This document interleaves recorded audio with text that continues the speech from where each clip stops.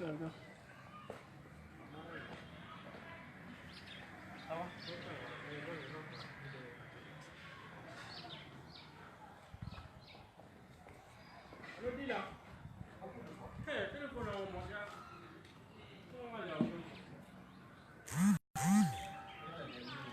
Combien? 5 là. 10.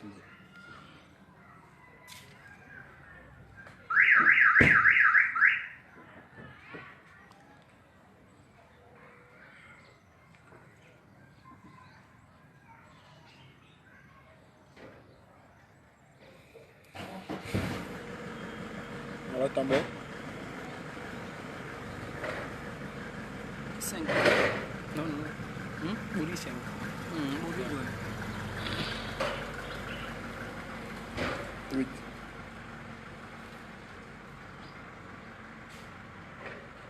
Tu peux commencer.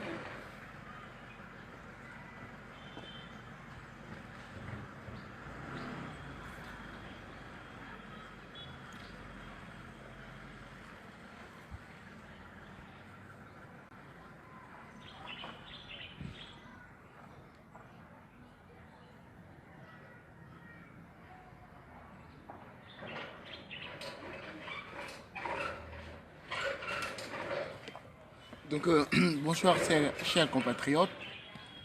J'ai décidé en tant que citoyen libre de donner mon opinion par rapport à ce qui se passe dans notre pays. J'estime qu'en tant que citoyen simple, mais aussi en tant qu'artiste, que je ne peux pas prostituer ma conscience et que je ne peux non plus pas aussi la dénouer. Nous vivons une crise très grave et malheureusement nous n'avons pas la conscience de celle-là. J'ai décidé il y a quelques jours de m'adresser ouvertement et aussi publiquement au président de la République à travers une lettre ouverte. Mais je sais que, comme d'habitude, il s'en moque éperdument de l'opinion qu'émet les citoyens et aussi de tout ce qui peut aller à l'encontre de leur position radicale. Qu'à cela ne tienne, j'ai décidé aussi, à travers cette vidéo, en direct, à visage découvert, de dire ce que je pense. Et clairement de sa gouvernance, clairement du chemin qu'il voudrait faire emprunter à notre pays, et aussi dire à lui et à tous ceux qui lui servent de caution le danger qu'ils veulent ou voudraient faire. Nous traversons donc la crise, comme je l'ai dit. Le président de la République, premièrement, d'entrer en jeu, a été élu à défaut. C'est mon opinion, c'est pour raison pour laquelle il a toujours essayé de se rattraper. Lorsque j'ai dit qu'il a été élu à défaut, peut-être qu'on me demandera des explications. La raison, elle est toute simple. En 2010, au premier tour, il n'a eu que 18%. Suffrage donc très petit pour pouvoir avoir la majorité relative, ou sinon absolue, au second. Dès lors, il a essayé d'accepter, d'ailleurs qu'il a été contraint à cela, tous ceux qui lui ont proposé des offres. Avec quelques-uns, il s'est mis d'accord pour avoir une division ethnique du travail. Avec d'autres, il a essayé de mettre en place ce que je peux appeler le plan du clientélisme. Ce plan du clientélisme l'a amené donc à non pas un gouvernement fondé sur le mérite, et fondé aussi, fait, ou sinon construit sur la base de la résolution de nos problèmes, mais un gouvernement dont l'objectif était, premièrement, de récompenser les efforts des uns et des autres. Et c'est dans cet espoir qu'il est resté, parce qu'il pensait que les élections législatives allaient se tenir si tôt, et lui permettant aussi d'avoir... Mais sauf qu'il a compris qu'il ne pouvait pas, ayant été élu à défaut, qu'il ne pouvait pas donc avoir la majorité donc absolue à l'Assemblée. Qu'est-ce qu'il a décidé? C'est de jouer donc à la montre. Il a retardé les élections. Il a été l'horloger qui a retardé les élections. Les ayant retardées, les législatives se sont tenues 36 mois, en lieu et place de 6 mois, soit 30 mois après. Il a pu donc avoir cette assemblée. Et selon lui, bon, avant ça, qu'il y a eu des manifestations, qu'il y a eu des mordants, mais que l'opposition lui aurait empêché d'une certaine façon à pouvoir avoir le bilan dont il méritait. Fausse excuse. La seconde excuse qu'il a toujours brandie était celle-là, que Ebola l'a empêché ici en République de Guinée de pouvoir travailler. Comme une malédiction, pour lui, elle s'est abattue donc sur le pays et en même temps à entraver le chemin donc du progrès qu'il comptait faire emprunter à son pays. Et vous comprenez donc alors qu'il ressemble à quelqu'un qui, dans l'aigreur, voudrait faire comprendre aux gens qu'il a été empêché, premièrement par l'opposition, alors que cela a procédé de son propre choix, il a été pris dans son propre piège à cause de ses propres calculs politiciens. La seconde chose, il accuse aussi Ebola telle une malédiction pour dire oui, je n'ai pas pu avoir la main heureuse de Dieu sur ma tête et la tête de mon peuple, et voilà que j'ai été entravé de quelque façon à pouvoir travailler. Fausse excuse. Qu'est-ce qu'il fait alors? Il ressemble donc à ces redoublants, ou à cette personne ayant doublé une classe, et qui appelle donc à ce que je peux appeler une seconde chance. La seconde chance pour lui, ça passe à ce que j'appelle un pastorat. Pourquoi? Il a donc essayé dans cette tentative, premièrement, de se cacher derrière les gens. Il s'est caché derrière les gens, il a été un ventriloque, il s'est exprimé à travers les autres. Il a donné des arguments aux uns aux autres et il s'est mouillé dans une stratégie de manipulation de l'opinion. Première chose, on fait ce que je peux appeler la stratégie de l'esquive. À chaque fois qu'on a posé la question à ceux-là qui ont voulu parler en son nom ou qui ont voulu parler au nom d'un idéal auquel eux-mêmes ils n'avaient pas confiance, à chaque fois qu'on les a posé la question de savoir est-ce que le président Alpha Condé voulait se présenter à une autre échéance, il disait que la question n'était pas à l'ordre du jour. Ça, c'est reporté donc la résolution d'un problème. Alors que, en vue et en vertu de la Constitution qui nous gouverne, la réponse aurait pu être très claire. C'est là de dire non, en vertu de la Constitution, il ne peut ou il ne pouvait en aucun doit se présenter. Et d'ailleurs, qu'on se rappelle, lorsque le journaliste Gaston du Patriarche lui a posé la question de savoir est-ce que ses fréquentations avec quelques dirigeants autocrates l'inspiraient, est-ce qu'il n'avait pas aussi l'intention de briser notre mandat, il avait dit, encore le report et l'esquive, qui est Dieu, qui n'est pas Dieu, qui sera en 2020 et qui ne le sera pas. Et là, alors, après, il s'est mué dans la seconde stratégie de manipulation. C'est la stratégie donc du mimétisme. Mimétisme, premièrement, informationnel, c'est de dire en Algérie, on l'a fait, et pourquoi pas nous? Et si la démocratie, c'est le peuple qui décide. Si le peuple ivoirien en a décidé, c'est que le peuple aussi guinéen le peut. Seconde chose, qu'est-ce qu'il a fait? Il dit aussi mimétisme encore autoréférentiel. Il fait même allusion au référendum de 2001, comme si ce référendum de 2020 avait porté sur l'adoption d'une nouvelle constitution, alors que ça n'avait jamais été le cas. Ils disent non, bon, en 2020, c'est ceux-là, ils ont défendu tel idéal, ils ont permis ceci. Et ils s'opposent aujourd'hui à la même chose. Sauf qu'en 2021, en République de Guinée, il n'y a jamais eu en 2001 l'adoption d'une nouvelle constitution. Il n'a été que il ne s'est agi que de révision constitutionnelle. Et cette révision constitutionnelle, c'était aussi selon les limites aussi de la Constitution. Même si que quelque part ici, l'esprit de la Constitution a été violé, mais sauf que la lettre donc de la Constitution avait été respectée. Il y a eu fraude à la Constitution, c'est vrai, mais la Constitution, pour autant, dans sa lettre, n'avait pas été violée. Pourquoi est-ce que je le dis? L'article 91, alinéa 5 de la Constitution de 90, du 23 décembre 90, révisée donc en 2001, n'avait pas la durée, le nombre de mandats comme intangibilité matérielle. Il était question de la forme républicaine de l'État, de la laïcité et aussi du multipartisme. Et donc, le président de la République a profité donc de ce vide pour pouvoir faire adopter une révision constitutionnelle qui ne portait pas sur tout ce qui était intangible. Mais dans notre cas, ce n'est pas ce qui est. Alpha Condé, donc, à la quête de ce passe-droit, se rend compte qu'il ne peut pas profiter des mêmes free lunch, des mêmes repas gratuits que Conté l'a eu. Parce que tout simplement, dans le préambule de notre constitution en vigueur, il a écrit que le peuple de Guinée a tiré des leçons de son passé. Et de passé aussi des autres. Et c'est pour cela qu'on voit que dans l'article 154, dans les intangibilités, le nombre et la durée ne peuvent pas faire l'objet de révisions. Et dès lors qu'il ne peut pas avoir les passe-droits, il s'est donc mieux dans la quête d'une solution. Il a au début, à travers donc ce que je peux appeler ces cautions diverses, commencé à accuser la Constitution de tout. Il a accusé la Constitution de tout. Il a prêté tout à la Constitution, d'avoir même entravé la marche même du pays. Les uns disaient que la Constitution avait des institutions trop grandes et que ces institutions phagocytaient le développement. Sauf qu'à notre grand étonnement, à notre grande âme, c'est les mêmes institutions qu'il propose. Sauf que d'ailleurs, avec une grande faiblesse intellectuelle, il ne prend pas le soin de pouvoir étayer la fonction, sinon le fonctionnement de toutes ces institutions. Parce qu'on s'en étonne que dans la nouvelle constitution qu'il nous propose, que l'Institut national, l'INDH donc n'est pas défini très clairement comme les autres institutions le sont. Et d'ailleurs, à la mesure près, ce sont les mêmes institutions qui l'a reconduit. C'est donc une fausse excuse. Et en plus aussi, on s'est rendu compte que le président de la République a voulu manipuler. Et ça, c'est officiel. Il l'a même fait, sauf qu'il a échoué. La portée même de l'article 51 de la Constitution en vigueur. Et d'ailleurs, on voit que dans l'annonce qu'il a faite à la République et aux Guinéens, il a voulu justifier cette possibilité qui lui était donnée d'adopter une nouvelle constitution par cette disposition de l'article 51, qui ne portait pas et qui n'a jamais porté sur un référendum constituant. Sinon que ça porte que sur le référendum donc législatif d'initiative partagée. Et cet article d'ailleurs n'était pas nouveau. On s'en étonne que même en 2020 et 2001, on ne l'a pas évoqué.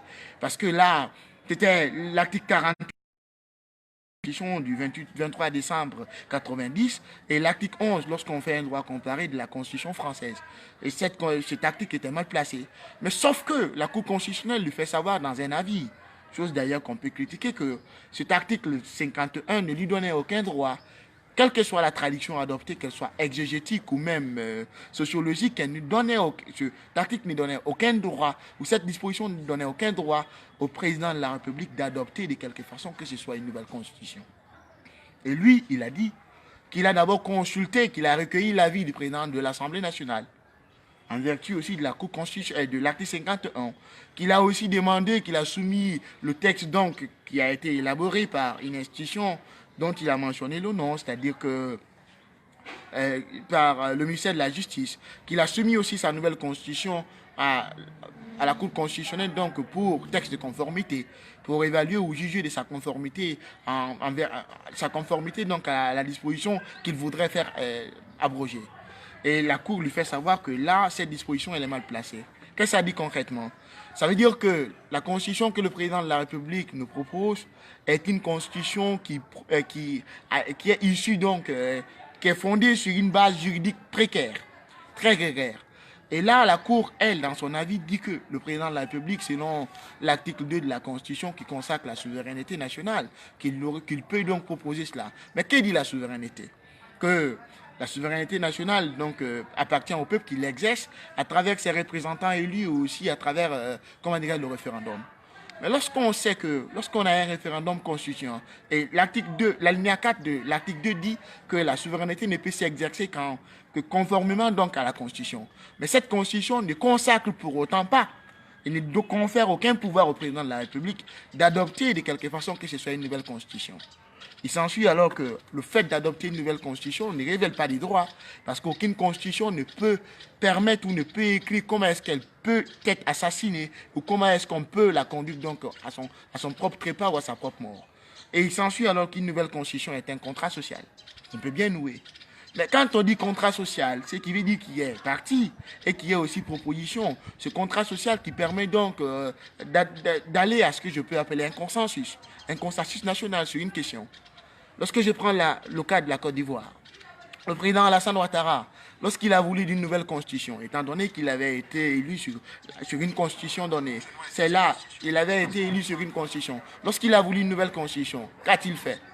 Il a dit tout simplement que la constitution de 2010, sur la base de laquelle il avait été élu, que cette constitution avait conduit à ce que j'appelle, avait conduit à la guerre civile, portait les germes même de l'ivoirité, avait permis l'ivoirité. L'ivoirité dont le concept donc a permis la guerre civile. Donc ne serait-ce que ça, il a appelé à épurer la constitution donc de cette idée générale. Et lorsqu'il l'a fait, il a appelé à ce que j'appelle un consensus national. Les Ivoiriens se sont mis d'accord et lui ont permis donc d'adopter une nouvelle constitution qui procédait d'un consensus. Lorsque nous prenons aussi le cas de l'Algérie, l'Algérie dont Abdelaziz Bouteflika a été élu à peu près en 99. Lorsque Abdelaziz Bouteflika il est élu, qu'est-ce qu'il a fait? Dans les années 90, l'Algérie avait connu une guerre civile. La guerre civile conduite par les islamistes qui avaient endeuillé donc des milliers et des milliers de familles algériennes. Abdelaziz Bouteflika et lui s'est rendu compte que le droit de grâce était un droit qu'il ne pouvait pas généraliser à tout le monde. Il avait donc besoin d'une amnistie. L'amnistie, c'est un pardon général qu'on accorde à un ensemble de personnes. Lorsqu'on accorde ce pardon, ça permet de faire effacer, selon une période de prescription, les crimes donc commis par ces gens, auxquels donc l'amnistie est accordée. Il a battu donc, il a appelé à ce qu'il y ait un consensus autour de cette question. Sa constitution donc a permis donc l'amnistie, donc la base sur laquelle Abdelaziz avait élaboré une nouvelle constitution. Dans notre cas en République de Guinée, le président de la République n'a aucune raison. Il ne veut résoudre aucun problème que la constitution actuelle serait incapable de résoudre. On n'a jamais vu dans son vocable ou dans sa façon de dire quoi que ce soit qui puisse justifier le fait qu'on aille à l'élaboration ou même à la justification d'une nouvelle constitution en vigueur. Quel est le problème qu'on veut régler, qu'il ne serait pas, ou qu'on n'aurait pas, ou qu'on ne pourrait pas régler avec la constitution en vigueur? Est-ce que les institutions qui seraient plus grandes qu'on ne pourrait pas le faire dans le cadre d'une révision? Bien sûr que non. Est-ce qu'il faut aussi un autre contrat sur une question qu'il n'arrive pas à évoquer? Tout simplement dans son discours, motivant le fait qu'il soumet donc un texte constitutionnel donc au peuple afin de pouvoir juger de son opportunité. Qu'est-ce qu'il dit? Qu'un pan du peuple de Guinée a appelé à la révision, qu'un autre pan a appelé à une nouvelle constitution. Et pour lui, il se place donc en arbitre, il appelle donc le peuple à aller à un référendum arbitrage et de pouvoir, donc juger de l'opportunité de cela. Et cela ne se fait pas. Lorsqu'on part sur cette base, on tombe dans ce que j'appelle une banalisation des voies d'adoption de la nouvelle constitution. Et pourtant, il s'ensuit qu'une constitution est la norme supérieure.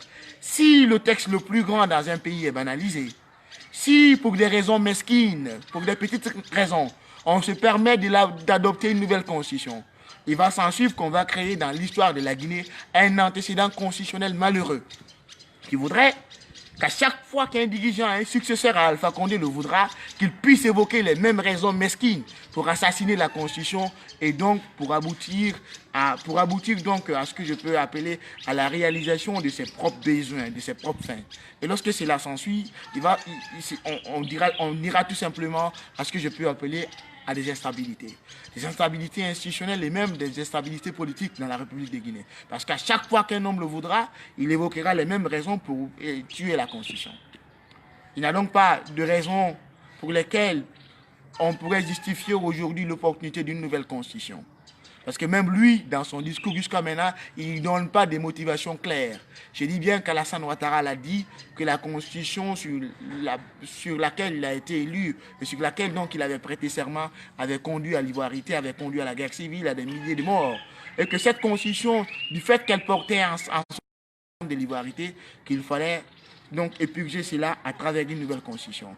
Abdelaziz Bouteflika a évoqué donc la possibilité d'accorder ce qu'on peut appeler l'amnistie donc à des Algériens. Et dans notre cas, Alpha Condé, à travers ses cautions, comme il a été ventriloque, a voulu nous faire comprendre que les institutions étaient ce que je peux appeler des tonneaux des Danaïdes, des puissants fonds dans lesquels on faisait tomber de l'argent, on les fait tomber, et sans que ces institutions nous donnent la productivité dont on veut.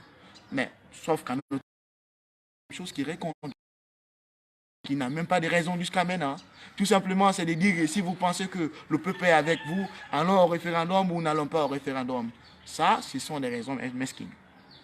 Et maintenant, ce qu'ils disent, que oui, nous faire des innovations, elle a celle-ci, elle a celle-là, elle a celle-ci, elle a celle-là. Je veux bien dire que qu'est-ce qu'on a proposé dans la nouvelle constitution qui n'aurait pas pu être proposé à travers une révision de la constitution? Rien.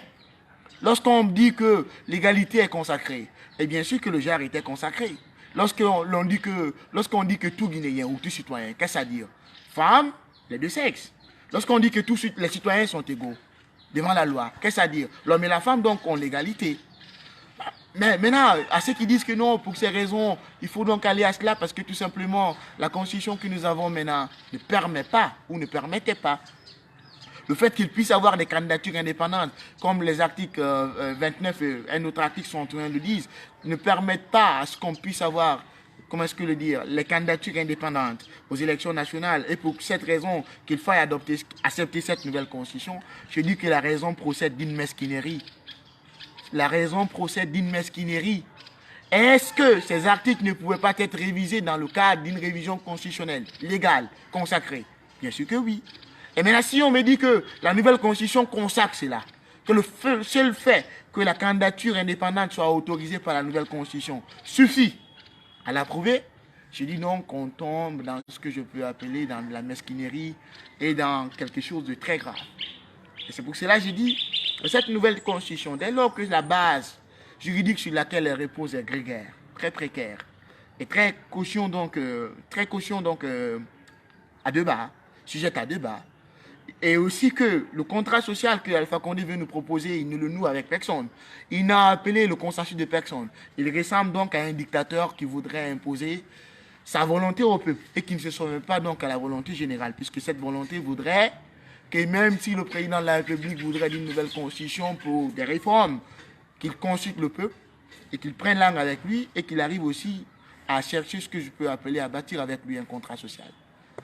C'est pour cette raison aujourd'hui, parce que tout simplement il veut imposer sa volonté au peuple, qu'il est en train aujourd'hui de tuer des gens. Il l'a d'ailleurs fait. Et d'ailleurs, c'est là, je le dis très clairement à visage découvert, que ça ne me surprend pas. Parce que tout simplement, le président de la République ne s'est jamais soucié de la question mémorielle. Lorsqu'il a été élu en 2010, il a dit qu'il voulait être le président, le Mandela de la Guinée. Mandela a vécu de ce qu'il a vécu. Il a vécu donc la prison comme Mandela, pour des raisons sûrement différentes. Mandela a vécu de ce qu'il a vécu, le bannissement. Ils sont tous venus au pouvoir à un âge tardif, ce qui est une grâce pour quelqu'un comme lui. Et d'autant plus que personne ne lui donnait victorieux. D'ailleurs, comme je l'ai dit, il a été élu à défaut, il n'a eu que 18% au premier tour. Sur ce qui l'a toujours empêché de pouvoir avoir un bilan élogieux, même si quelque part, je ne nie pas le fait que le président de la République n'a pas une vision claire. Parce qu'il n'a pas le sens de la priorité de l'urgence, il se met à tout. Ayant mis en place, la commission provisoire de réconciliation nationale, cette commission a fait un travail. Cette commission a fait une proposition. Cette proposition n'a jamais été implémentée parce que tout simplement, la question mémorielle n'a jamais intéressé Alpha Condé. Le 28 septembre 2009, lorsqu'on parle du procès, depuis quand le président de la République est au pouvoir, s'il a voulu d'un procès clair, il l'aurait fait, il ne l'a jamais voulu. Et à chaque fois, qu'est-ce qu'il fait? On est dans le louvoiement, on se louvoie, et on est dans la manœuvre dilatoire.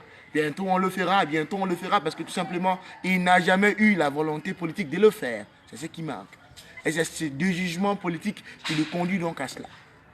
Et comme lui-même, il le savait qu'une réconciliation ne pouvait pas se faire sans s'intéresser à sa propre période, et que la réconciliation ne pouvait pas se faire par rapport à un pan de notre histoire, sauf en l'étalant sur la période de 58 à aujourd'hui, il savait que son régime n'était pas exempt. Parce qu'au moment même, il installait la commission provisoire de réconciliation nationale, son pouvoir avait déjà tué les Guinéens. Il n'avait pas rendu justice. Et comme lui-même, il ne pouvait pas s'auto-amnistier, il a donc préféré couvrir notre histoire de voile pudique. Et c'est en cela que nous sommes aujourd'hui face à une itération d'erreurs. Il répète les mêmes erreurs, il répète. Et ce qui est très grave, il tombe dans le déni de la réalité. Parce que l'autre fois, on l'a bien écouté dire que ce ne sont pas les forces de défense qui tuent les citoyens. Qui est-ce qui tue alors les citoyens? Il revient du devoir d'un président de la République qui comprend, je le dis bien, celui-là qui comprend l'étendue de ses responsabilités, aussi la noblesse de son statut, de pouvoir situer les responsabilités et de mettre aux arrêts ceux-là qui tuent impunément les citoyens. On a versé assez de sang impunément dans ce pays. Il ne l'a pas fait, il tombe dans le déni. Et à chaque fois, il dit, c'est l'opposition, il se dédouane de sa propre responsabilité. Ne serait-ce que pour la même raison, si le président de la République était en harmonie avec sa propre conscience, le seul fait d'avoir nié et d'avoir avoué son incapacité à situer les responsabilités sur le maître de ceux-là qui s'opposent à lui, quelle que soit la raison. D'ailleurs, je le dis bien, c'est du droit des Guinéens de s'opposer à sa pratique ou à la pratique d'un autre. C'est du droit des Guinéens de dire ce qu'ils pensent de sa gestion. C'est du droit des Guinéens de ne pas être d'accord avec lui. C'est leur droit aussi qu'ils puissent aussi avoir, leur vie aussi préservée. Pour aucune raison au monde, on ne doit ôter la vie donc d'innocentes personnes, d'innocentes âmes. Quelle que soit peut-être, qu'elle soit innocente ou non, pour aucune raison au monde. Si les gens ont commis un forfait contre l'État, il faudrait qu'on les arrête, qu'ils soient dûment jugés et peut-être qu'ils subissent aussi la rigueur de la loi. Mais à chaque fois, lorsqu'on parle de la République, il nous dit que, avant qu'il ne vienne au pouvoir, en venant au pouvoir, qu'il n'a hérité que d'un État, d'un pays et non d'un État. Celui qui a dit avoir hérité d'un pays et non d'un État est aujourd'hui en train de démanteler tous les symboles de l'État. Il suffit juste d'être dans son camp et d'être avec lui du côté de la Manche pour qu'il vous expie de tous vos péchés. Et d'ailleurs, aujourd'hui, il ressemble à Dieu lui-même. Je le dis bien, sans pudeur, qu'il ressemble à Dieu. Et d'ailleurs, il pense qu'il est le rival de Dieu. Parce qu'à lui seul, il pense aujourd'hui qu'il a l'onction et la capacité d'expier les péchés. Il aime bien le dire, que les autres qui ravissent donc son pouvoir sont ceux-là qui ont mis le pays à terre. Mais tous ceux-là qui ont contribué ou qui ont appartenu au même gouvernement, dès lors qu'ils sont de son côté, ces gens-là ressemblent donc à des débonnaires, à des anges et à des agneaux qui n'ont rien fait. Il les applaudit, il est avec eux, ils sont bons. Et quand ces gens ne sont pas avec lui, il dit clairement que ce sont ces gens-là. Mais j'aimerais bien poser cette question. Qui est-ce qui, dans une république, porte le bilan? Est-ce un ministre ou est-ce un président? Le ministre est-il au service de lui-même? Est-ce qu'il est au service donc d'un président? Est-il choisi par lui-même pour être dans un gouvernement ou par un président qui le choisit pour accomplir non seulement son projet de société, mais aussi sa vision? Si un ministre réalise un bilan qui soit élogieux ou funeste, est-ce à lui, est-ce ce bilan à lui?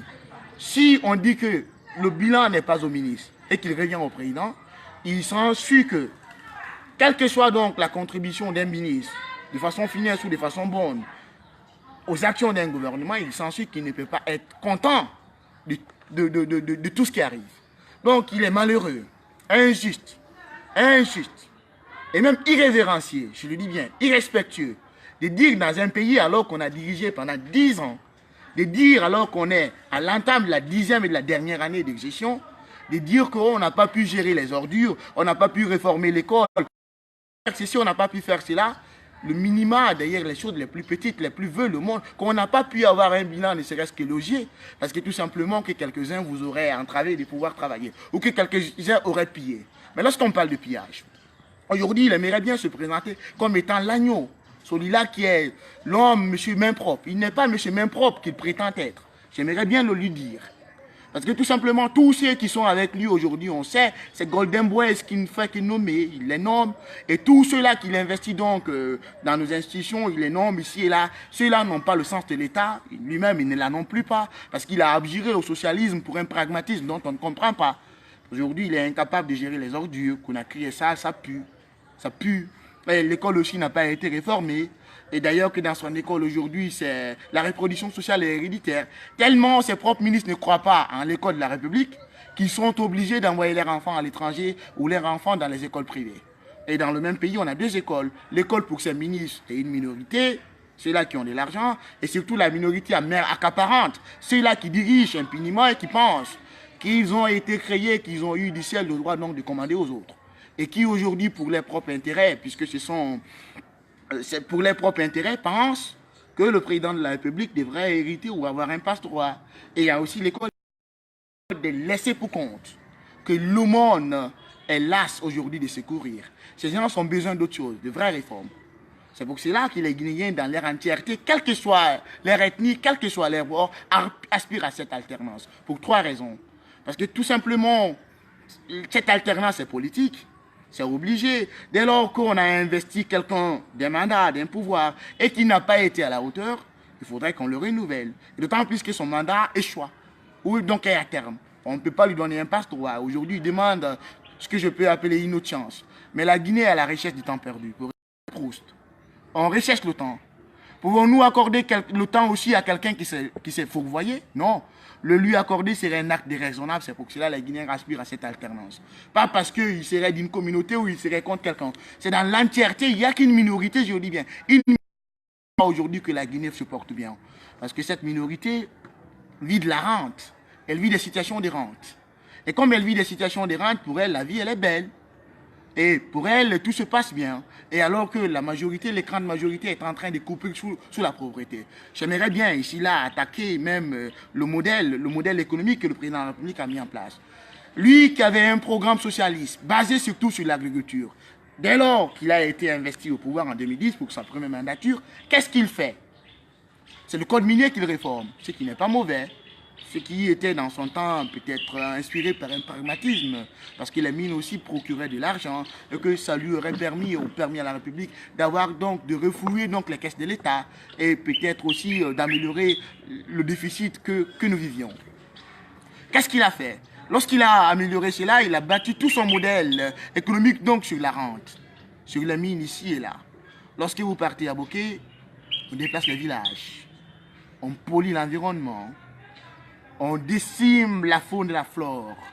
Et aujourd'hui, ce sont des rivières aujourd'hui qui sont empoisonnées. Et bientôt, le dernier poisson mourra. Bientôt, les pasteurs ou sinon les bergers n'auront plus d'herbe pour faire paître leurs animaux. Et bientôt, les populations n'auront plus de terres cultivables. Bientôt, les gens ne pourront plus vivre, respirer un air pur. Bientôt, les enfants ne pourront plus aller à l'école. Bientôt, les gens ne pourront plus cultiver parce qu'il n'y aura plus de terres cultivables.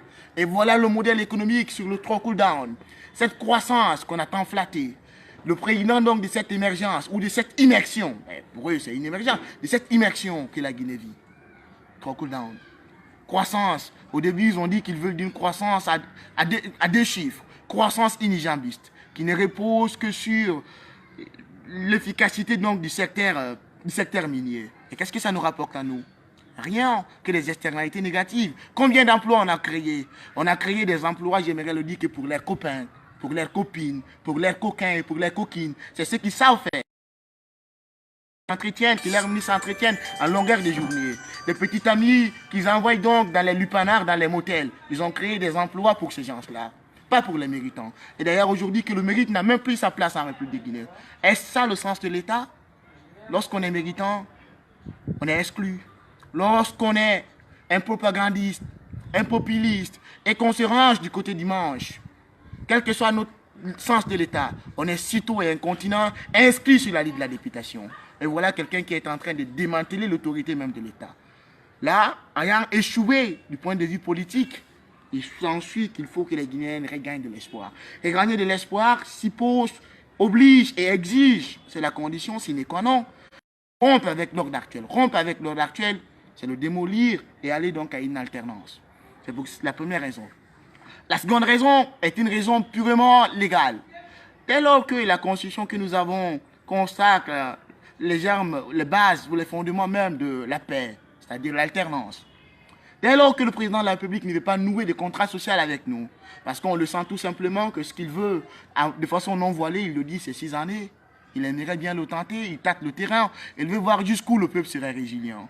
Et le peuple pourtant s'est opposé à ce qu'il fait, mais pour autant il veut foncer. Il veut foncer droit dans le mire, droit dans le chaos, les yeux bandés vers l'avenir imprédictible pour voir jusqu'où il pourrait nous mener. Et donc voilà, et là, cette raison elle est légale. Dès lors que cette constitution ne repose pas sur une base juridique légale, d'ailleurs aucune constitution au monde ne peut permettre sa propre démolition.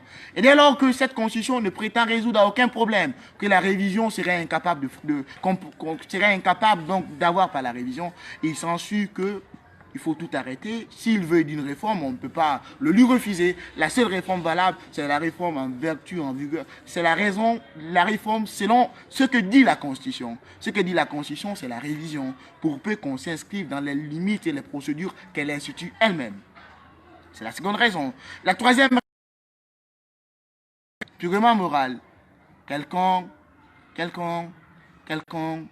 qui a dit s'être battu pour le peuple, s'être battu pour la démocratie, peut-il, au soir de sa vie, balayer ou sinon piétiner les fondements même, ou l'un des fondements cardinaux donc de la démocratie, qui est l'un des fondements ou l'un des piliers phares de la démocratie, qui est donc l'alternance. A-t-il été démocrate? S'est-il battu pour lui-même? Le temps révèle. Le temps révèle. Ce qu'on aura beau cacher avec le temps finit par être éventé. Le temps a éventé tous ses secrets. Alpha Condé qu'on adulait, Alpha Condé qui se présentait comme étant le héros de la démocratie, et aujourd'hui ne ressemble ou ne suit que le combat. Alpha Condé qui a voulu être Mandela ne suit aujourd'hui que le combat de Mugabe. Il a renoncé à être Mandela, ayant compris qu'il est impossible Mandela, ne serait-ce même que les Guinéens, et aujourd'hui il adopte donc le combat de Mugabe. C'est une déchéance pour lui. Ne le souhaite pas. C'est une déchéance. Qu'il arrête maintenant ou pas, c'est fini. Son œuvre sera dans l'histoire un repoussoir. Et sa postérité ne pourrait être à jamais que dédaigneuse. Il a encore la possibilité donc de revoir tout ce qu'il fait. Pour cette obligation morale, c'est pour cela, il faudrait, c'est ce que les Guinéens le disent, pas autre chose. Tout ce qui mèrent, c'est pour ce sacrifice, c'est de le dire. Nous refusons que vous, Alpha Condé opposant, président plutôt, traîné dans la boue Alpha Condé opposant. C'est ça. Et c'est pour ça qu'il est en train de tuer les gens. Et aujourd'hui, au même moment où je vous parle, il veut appeler à ce que je peux appeler un référendum. Référendum pour adopter ce que j'ai qualifié de malheureux pour la Guinée. S'il réussit à le faire, il installera le chaos. Et les conséquences qui vont s'en suivre lui incomberont à jamais. Et qu'est-ce qu'il veut faire donc? Et au même moment aujourd'hui, dans sa nouvelle constitution, si vous regardez la tentative de fraude aussi, il n'y a qu'une intangibilité matérielle et l'intangibilité conditionnelle n'est pas là. Ça veut dire que pour lui, même en état de chaise, en état d'urgence, en occupation totale ou partielle de l'État, qu'on peut aller à un référendum, qu'on peut aller à un vote. Peut-il appeler un peuple à aller s'exprimer librement dès qu'il a peur au ventre, dès qu'il vit assiégé? Ça veut dire tout simplement que même la prochaine élection législative ne peut pas t'avoir lié. Parce que tout simplement, aujourd'hui, une partie du territoire est occupée. Une partie du territoire national aujourd'hui est occupée. Une partie du territoire national aujourd'hui est assiégée. Et quand cette partie est assiégée, voulez-vous naturellement qu'on puisse aller à une élection libre, que ces gens puissent librement s'exprimer, dès lors que même les malades ont fui les hôpitaux, dès lors que même les malades ont fui les hôpitaux, et dès lors que même ceux qui doivent aller à l'école ont refusé donc d'aller à l'école, et dès lors que aux hommes de rester chez eux, dès lors qu'on a donné ce que je peux appeler une plage horaire aux femmes pour aller au marché, c'est-à-dire de 9h à 11h. Et voilà à quoi ressemble la République sous Alpha Condé. C'est-à-dire qu'une partie du territoire national, pour s'être opposé à la fraude, pour s'être opposé à ce qui nous impose, à l'imposition, pour s'être opposé à l'injustice et à la forfaiture, qu'est-ce qu'il fait? La réponse, c'est d'assiéger les gens là, c'est de les imposer une plage horaire, c'est de les dire 8h à 9h, les femmes vont au marché, on les fuit, et les garçons, vous restez à la maison. C'est bien ça la République. Et voilà donc le chaos que le président de la République est en train de fabriquer. Il pense qu'avec la force, toujours fait, comme il a toujours cru et pensé, qu'il peut régler le sort de la Guinée.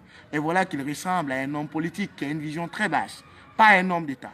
Parce qu'il ne s'intéresse pas à ce que la Guinée peut être après lui. Et pour lui, les petites infrastructures qu'il est en train donc, de construire suffiront afin que la Guinée puisse se relever.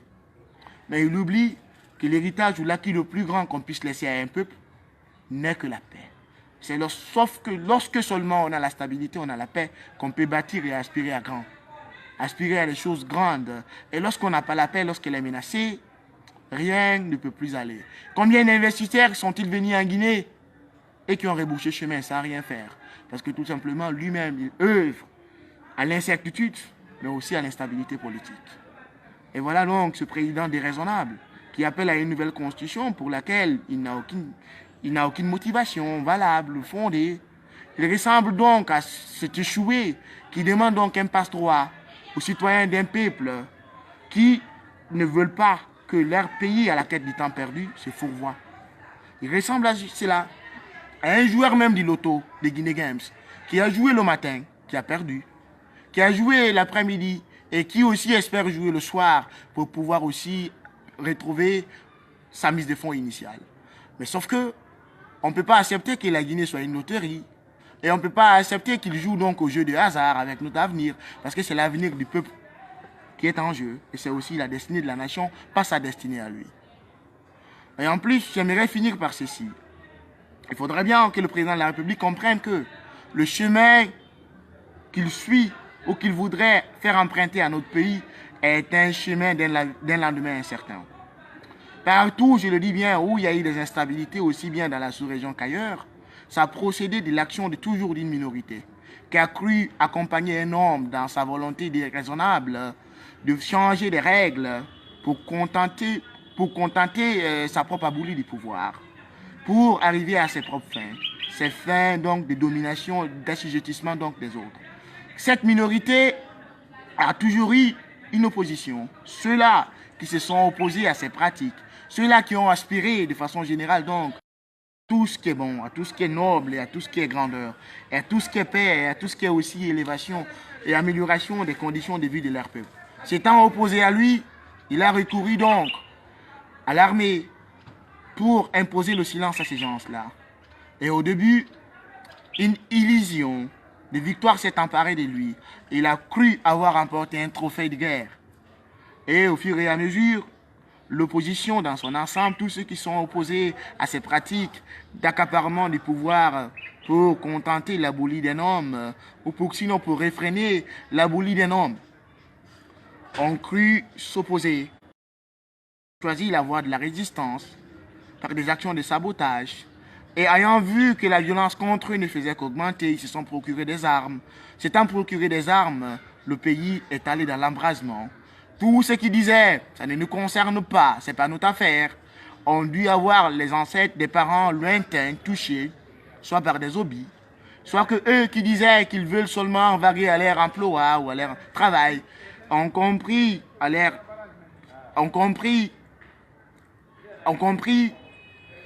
que dans un pays où il y a l'instabilité, qu'on ne peut pas parler d'emploi. Ceux qui pensaient à leur plan de carrière ont compris, ont acquis la certitude que dans un pays en instabilité, pas de plan de carrière. Ceux qui pensaient être à l'abri ont pu avoir des parents fauchés ici et là, et quelque part, ils ont été donc mécontents. Et lorsqu'on regarde quelque peu tout ce qui se passe dans la sous-région, et tout ce qui est en train de se tramer, du fait de l'irresponsabilité des uns et des autres, surtout de l'irresponsabilité de ceux qui occupent l'appareil de l'État, on se rend compte qu'ils sont en train de fabriquer ce que je peux appeler la violence institutionnelle. C'est là qui consiste donc à dominer les autres par la loi, en taillant une constitution à sa propre mesure, en vue donc de dominer les autres, en vue d'imposer ses vœux au peuple. Et ayant fait cela, il y a forcément la violence de contestation. Les autres vont contester. Et ayant contesté, il va avoir la violence de répression. C'est parce que le pouvoir est violent que les gens contestent. Et nous vivons donc une violence symbolique.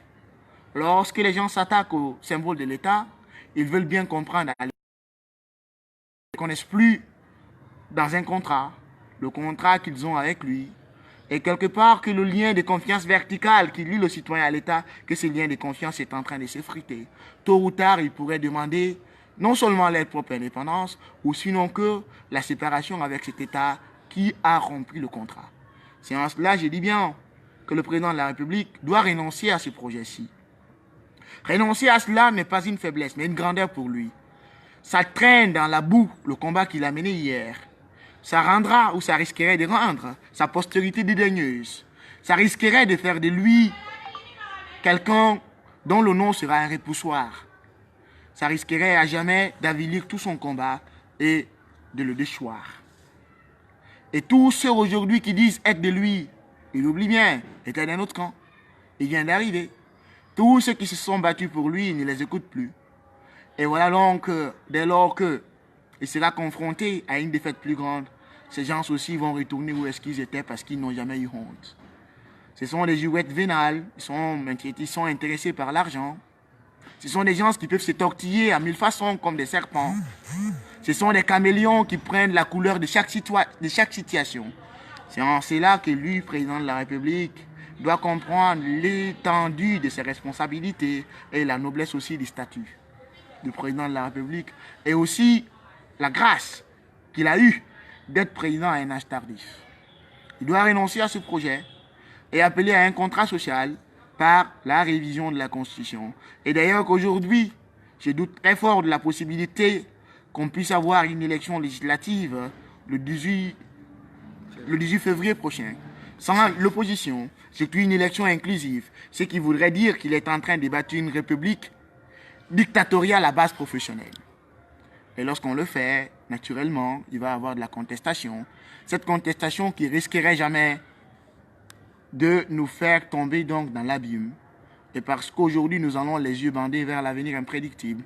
Et Alpha Condé et ses satrapes et aussi ses cochons diverses, par leur action manifestement illégale, manifestement aussi inopportune, nous conduisent donc au bord d'une falaise escarpée. Et voilà donc, chers concitoyens, ce que j'avais voulu dire à visage découvert, non seulement au président de la République, et ce que j'ai voulu aussi apporter comme étant mon analyse de la situation que nous vivons. Et j'aimerais bien le dire que ça vient du fond du cœur et tout ce que je dis est assumé du début à la fin. Merci.